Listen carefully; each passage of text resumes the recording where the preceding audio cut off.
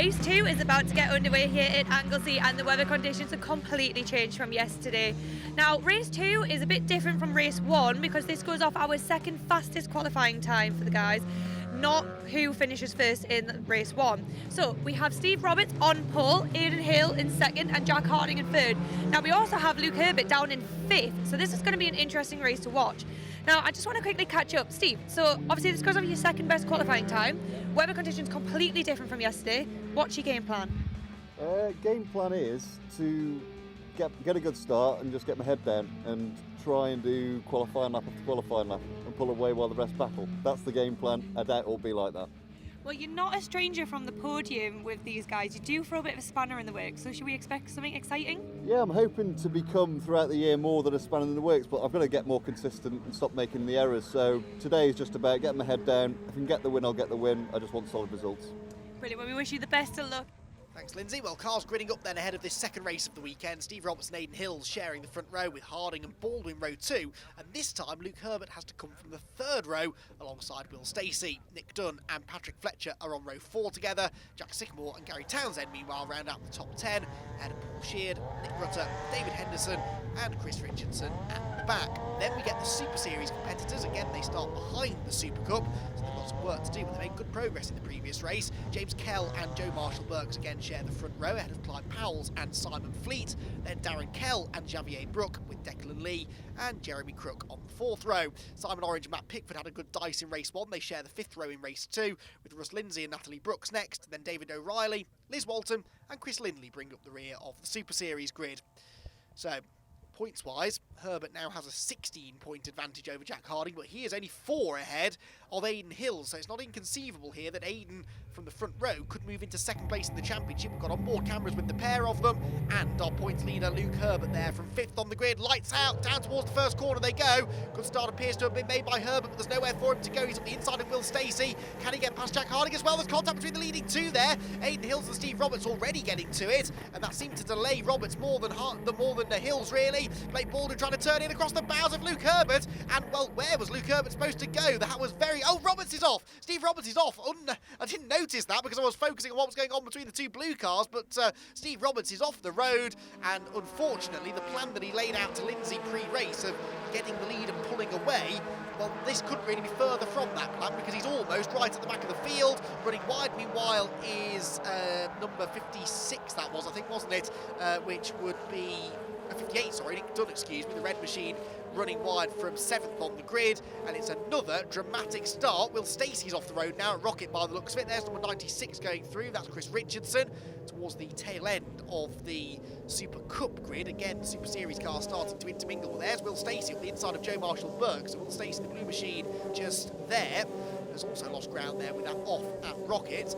At the head of the field then, what's the order? Well, it looks as though it's Hills, Harding, and Herbert, the top 3. Who'd have guessed it? They finally got themselves to the top of the tree with Blake Baldwin down to 4th. I don't quite know what was going on between Blake Baldwin and Luke Herbert at the banking there, but it did look as though Blake Baldwin was particularly keen to get to the inside there, even if he wasn't necessarily 100% clear of Luke Herbert. But given the pace that those 3 are showing at the front of the field, they look like they might be about to check out. Harding then leading the way.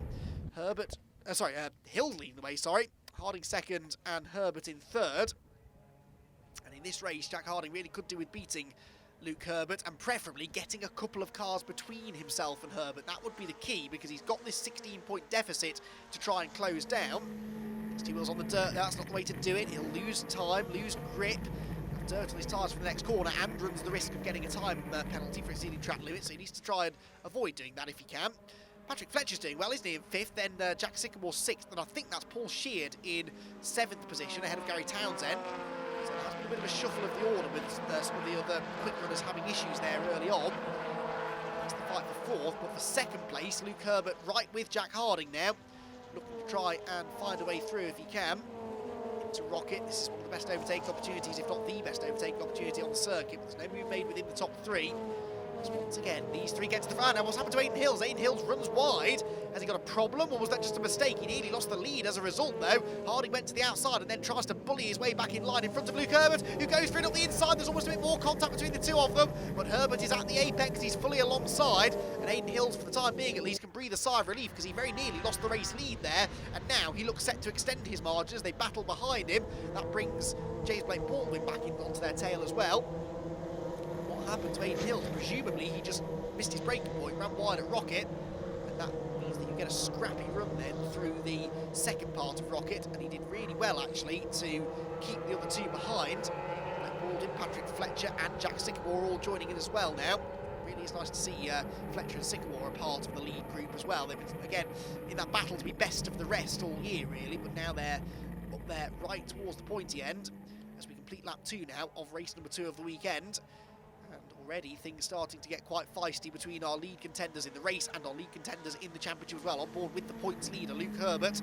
Car number 1, target that very quick first left-hander. And onto the brakes through banking. Aiden Hills out in front, not really escaping, but we've seen some great defensive drives made in the past. We also saw, though, at Alton Park last time out, that he was leading the first race of the weekend, I think it was, got a track limits warning, made on his mind, and he ended up making a few mistakes and costing himself the win. So we've seen him defend really well from the front, but we've also seen him cave to the pressure before. Jack Harding will be hoping that it's the latter that happens here today. He would very much like a race win, but arguably it's Hills that needs it more, who is third in the championship and now 22 points off the points lead, and that is the points leader Luke Herbert. So if things finished as they are now, that would come down by 4 points. Because of the relatively small amount of points between each position in this championship, just 2 points between each place on track. It is hard sometimes to negate that sort of a deficit. That is Clyde Powell's off the road meanwhile. He was the third place man on the grid in the Super Series, but he won't be moving that far up the order now, unfortunately. That's the left-hand leg leading 3, and it looks as though they are starting to concertina together again here. Aiden Hill's being caught by Jack Harding, who's very much bringing Herbert with him. They're pulling away again now from Blake Baldwin, Patrick Fletcher, Jack Sycamore, and an attacking Paul Sheard, who tried to look on the inside, but again, not a full-time championship regular these days is Paul. It's a shame. I'd quite like to see him do a full championship. And hands out of the cockpit, there are yellow flags, and that's because we're getting a safety car, I think, for Matt Pickford, who's had a rotation at the banking. And so the safety car is being called for, and that will put this battle on ice then for the time being. It's a shame because that was, as I suggested, just starting to hot up, but the car clearly in a precarious position. The safety car is indeed out, and so we will halt racing momentarily. That should only be for a lap, I reckon, because Pickford's car is already really out of the way. They just need to get Matt himself to a safe place, and then we should be able to go racing once more. So the leader, Aiden Hills, weaving around there as he heads out of the banking. Aiden, of the 3 main championship contenders, has had by far the least consistent season so far. As I said, he's had a win at each meeting so far, but a 3rd and a 4th at Snetterton, either side of that race victory, and then 5th place in race 1 at Alton after he went off into the barriers from the race lead. And 4th place again yesterday as well. So, you know, he's, when we talk about Jack Harding and Luke Herbert not being off the podium all year, at least that was the case for Harding yesterday, Aiden Hills certainly relying on those drop scores a bit more now. He's dropping a 5th, a 4th, and a 4th. That's 2 lots of 94 plus a 92 that he's dropping. So he will be dropping considerably fewer points now than Herbert and Harding, but there's a long way to go yet. You don't really want to use up those drop scores too early, because then if you have another couple of bad finishes or a bad weekend, it can really hurt you. There is Joe Marshall Burks then. He was the race 1 Super Series runner-up behind James Kell. He's ahead of James Kell now. James is the green machine just behind the blue car of Will Stacey. So Will Stacey in a Super Series sandwich here. He could do with getting past Marshall Burks really and setting off after some of his points rivals. Marshall Burks looking to try and take his 2nd victory of the year. James Kell already having taken his 2nd victory of the year. We'll be hoping not to repeat what he did at Brands Hatch when he won one race and then crashed out in the next one. And then went out in the spare car in race number 3 and put in a pretty good performance. So yeah, he's pretty quick this year as James Kell, also racing in the Jetta GT4 SuperCup on the British Touring Car Championship package. And quick racer is James Kell. We made the point earlier this year in our Super Series coverage that he really sort of seemed to find some pace all of a sudden towards the back of last year's Super Cup and Super Series seasons. And he's very much continued that momentum into the 2019 Super Series. And comparing him now to the Super Cup field compared to where he was 12 months ago, when he was a full-time Super Cup competitor, he looks a bit quicker, I have to say. Things are about to get a bit quicker now as well, because the safety car has returned to the pit lane. The race is back underway. Now, who's on their toes and who has had their rhythm disrupted by that safety car? Well, Aidan Hills has long gone, puts his foot down, gets the field back up to racing speed again. Out onto the pit straight they go, but Luke Herbert and Jack Harding, more to the point, are right on his tail. First corner again, Harding there in second position. We get the Herbert's eye view, dropping down gears into the banking. There is James Blake Baldwin fourth, Patrick Fletcher fifth, and Jack Sycamore sixth. Could be a battle worth watching. I wonder whether or not James Blake Baldwin can maybe have a better go at going with the leading three this time. Wasn't really able to live with their pace off the initial start. The Super Series competitors do battle again there. The black car is Joe Marshall Burks, the green one is James Kell, second in class. There's quite a gap back, I think, to the next Super Series runner. In fact, Joe Marshall Burks, rather than defending his class lead, is trying to get another position outright look on the inside of Gary Townsend, but he wasn't able to do it. AK Automotive Machine stays in front, runs on the grass though, locks up as a result, and so Joe will have the inside line potentially here towards Peel Corner. He should be able to be late enough on the brakes to make it stick, but Townsend's going to try and crowd him down to the inside, and Marshall Burke sensibly avoided contact there, knowing that he'd probably still be quicker off the corner, which he is, but that gives him the outside line for the left-hander, and it could allow Will Stacey through. And again, Joe Marshall Burke's driving with good presence of mind there to know that Will Stacey is a Super Cup contender, not a Super Series driver. His main rival, Joe Marshall Burke's, is the green machine behind him with James Kell. If those Super Cup drivers want to get on with it, might as well let them do that. Oh, Stacey though runs a bit wide, and Marshall Burks gets stuck straight in and gets one and maybe two of them, because Townsend's on the grass as well now. And that might give Marshall Burks the chance to out-drag him towards the final corner. Townsend will have the inside line though. Marshall Burks didn't really have much choice but to go for it then, because they both ran wide in front of him, and in the end it doesn't gain anything, because Stacey goes back through again as well, and then promptly gets up the inside of Gary Townsend across the start-finish line. And I think he's gone through, yes he has, so Marshall Burks tries to follow him. Oh, Townsend's on the grass, that's not good, gathers it together, but he had to lift off the throttle, and so Marshall Burks will go through now, and James Kell will probably get a better exit from the banking as well, and might be able to attack at Church Corner. So he did get a better exit, but he's not going to be able to draw alongside. Meanwhile, behind, Nick Dunn is on the inside of David Henderson. They are the two Super Cup contenders. Again, the place doesn't quite change hands. Kell's turn to be on the grass this time, as Marshall Burks once again gets in the slipstream, gets a good exit from Church Corner, pulls alongside Will Stacey, who could do without this really. But Marshall Burks has got him this time. If there's a clean move to be made, then it's worth going for, I suppose. That was a clean move, nicely done, used the slipstream to good effect. Now, back with the race leaders, Jack Harding has got Aidan Hills in his sights.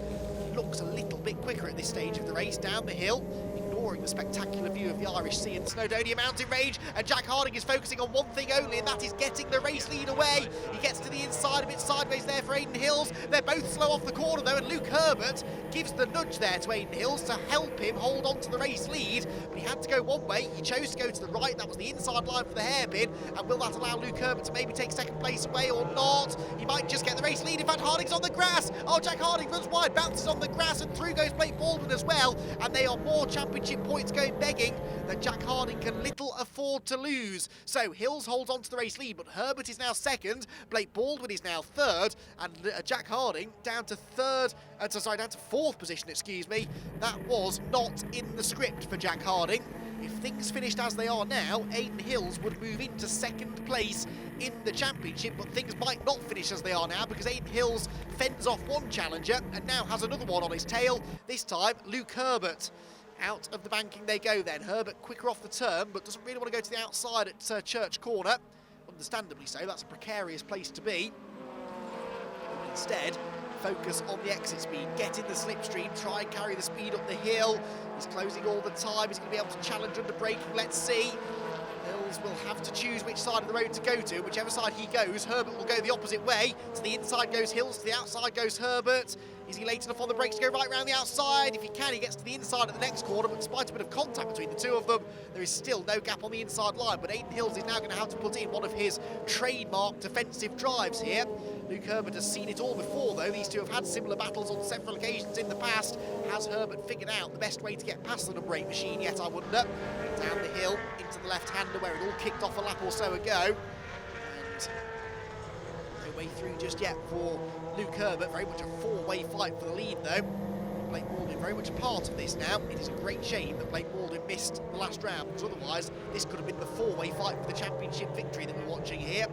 As it is, it's likely to be between the three drivers around him, but Blake Baldwin, knowing him, he probably won't really be bothered about that. He won't have even looked at the points chart. He'll have arrived here at Anglesey simply wanting to win races, regardless of who he has to beat to do that. And he's sat now in third position, but within touching distance of his second victory of the weekend. Out of the final corner they go, back across the start-finish line. Don't count Jack Harding out yet either, in fourth position. Luke Herbert with the new fastest lap, 1:44.240. Again, that's worth those crucial 2 points, which means that right now he's scoring exactly the same amount of points as Aidan Hills in front of him. So the gap between those two would remain at 22 points. Again, though, that is based on the big if of if they finish in the same order they're in now, if no one else takes the fastest lap, if they all get to the finish in one piece. Those things are far to be taken for granted. To Church Corner, back on the hill they go. We'll check in again with them in a moment. First of all, let's watch some of the Super Series action, which is equally as intense. It's just we daren't take our eyes really off the lead battle. That is number 96 going through. That's Chris Richardson, who's actually a SuperCup entrant. Simon Fleet, the blue car behind, is running in Super Series. So too is number 77, Jeremy Crook. Now that's not Jeremy Crook's usual car. I'm not sure where his usual car has got to. The silver machine there, Jeremy Crook defending the inside line. These are fighting for a podium place, I believe, in Super Series. There is Jeremy Crook. Tends to go quite well here at Anglesey, I seem to remember, from his Super Series appearance here last year. And towards Peel they go. There's David Henderson, number 96. Sliding his way through that tricky right-hander. Meanwhile, just up the road, Steve Roberts' recovery has been going quite well, because he's already onto the tail of Gary Townsend, so he's almost within the top 10 now. Steve Roberts, though, again, will be disappointed with how his race is unfolding, given the fact that he started from pole position. He's on the outside of Townsend now. White machine is Steve Roberts. He's got to be careful, though, because Nick Dunn might just try and pick his pocket here. Gets up the inside on the exit of the corner. The outside line though for the final turn. He's got no slipstream either in front of him, because Henderson's going to the inside line. Further back there's a car on the grass. That's one of the Super Series competitors. For now they will focus on Steve Roberts, who does go through. Yes, finally makes that move stick on the inside at the final corner. I think it was Darren Kell, by the way, the father of James Kell, who had the grassy moment in the background. And that temporarily drops him out of that fight for a podium place within the Super Series. Orange goes through there, number 67, doing double duty again this weekend, racing in the Mark 1s and in the Mark 3 Super Series, as we check back in once again with our leading quartet of cars out of the quick right-hander at Church. Into the quick right-hander at Church is going the Roberts train. And I think Steve is shortly set to depart from that particular group. He started to pull away already from scrapping Townsend and Dunn behind, and then there's James Kell, who not that long ago was right on the tail of Joe Marshall-Burks, but Joe has really pulled away now into a clear Super Series lead. James Kell doing his best to hang on to second place, into the braking zone. David Henderson was locking up in the background, I noticed. Did they all get out of that unscathed? Wait and see. Where's Henderson? There's Henderson. So yes, he is there in one piece. Still just ahead of number 99, Nick Rutter. And then the green car there, green orange number 33, James Kell, is the second placed Super Series driver. No difference in specification between the cars, maybe just experience of driver is a little different.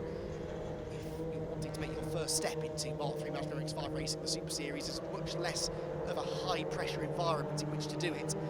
That's why it's very popular amongst amateur racers or rookies to racing. Maybe in the long run looking to make the jump into the SuperCup and fight for an actual championship. It's a great initiative, particularly now we've got the two grids together again for this weekend before they go their separate ways for the rest of the year. Simon Fleet there is trading paint by the looks of it with Chris Richardson as they come down the hill. Again, these two not running in the same class. Turning through the final turn, back along the pit straight again. Chris Richardson losing the place to Simon Fleet, but he'll try and fight back, I'm sure, if at all possible. So, back with the leaders then. Aidan Hills leading the way, Luke Herbert on his tail. Now, he's been sat behind him for a few laps, but he daren't go for a move in case it costs him second place. But we're getting into the closing stages of this race now. Again, he gives the nudge there to the race leaders, so not yet thinking about overtaking. Pulls to the outside line there, just trying to carry more speed through the corner if he can, and Aidan Hills gets all sideways, and that stacks everybody up, and Jack Harding goes where they're not, goes to the outside line, and then gets elbowed out of the way robustly by James Blake Baldwin. This is turning into a real pressure cooker race though. You sense that something is going to kick off between these four. Harding on the inside of Blake Baldwin. Can he take third place away? I think he's made it stick. So Harding back into third. That's worth 96 points. But at the moment, Aidan Hills is on for the maximum 100. So right now they would be tied for second place in the championship.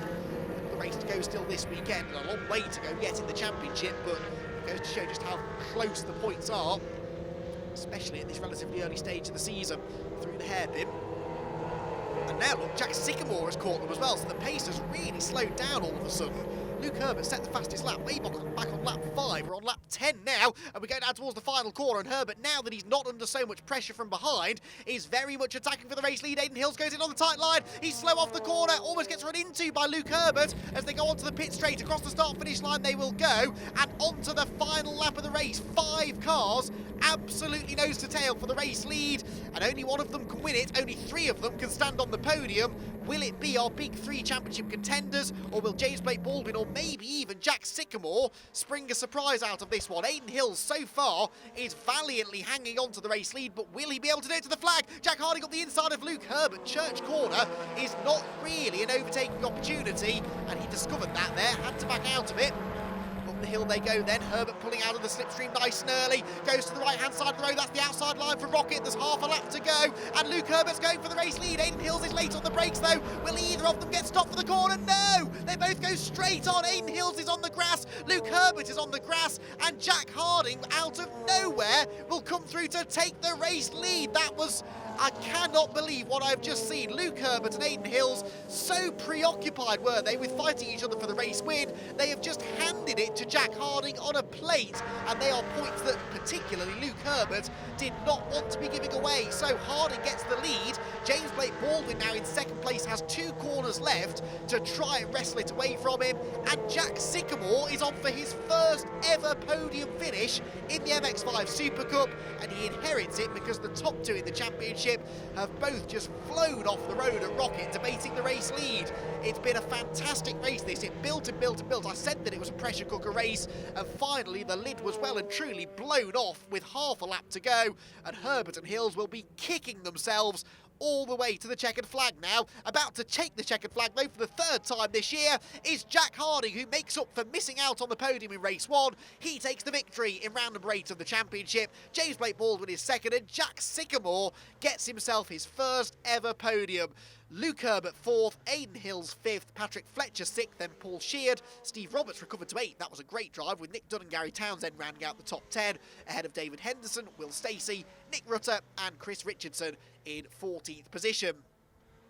In the Super Series, it was a fairly comfortable victory in the end for Joe Marshall-Burke. James Kell, 7.5 seconds back this time. Simon Fleet was 3rd, Jeremy Crook 4th, then Darren Kell rounds out the top 5, ahead of Xavier Brook, Simon Orange, Declan Lee, Russ Lyndsay, and the rest behind. It was a fantastic race, though, across both classes, particularly in the Super Cup, where Jack Harding takes the race victory.